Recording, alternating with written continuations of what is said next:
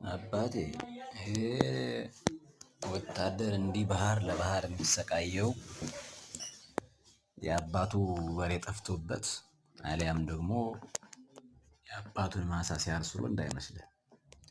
ሀገሩን ለመጠበቅ ሀገር የሚያምስ ሸማቂን ለመምታት ጫካ፣ በረሃ፣ ዝናብ፣ ውሃ ሳይገድበው እንዲህ አሳዎች እንኳን ሊኖሩበት የማይችሉት ባህር ውስጥ ገብቶ ስቃዩን እያየ ሀገሩን እየጠበቀ ያለ ጀግና ወታደር ነው። ስለዚህ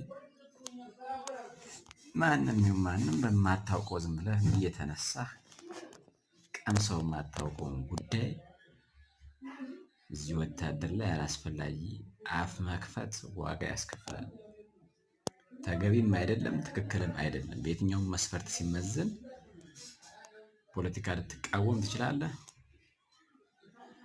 ስርዓትን ልትቃወም ትችላለህ። ሰራዊትን መቃወም ግን ራስን እንደመጥላት ራስን እንደመቃወም ነው የሚቆጠረው።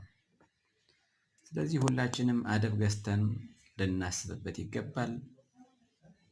ለዚህ ጀግና ሰራዊት መስጠት ያለብንን ክብር መስጠት ይገባናል ማለት ነው።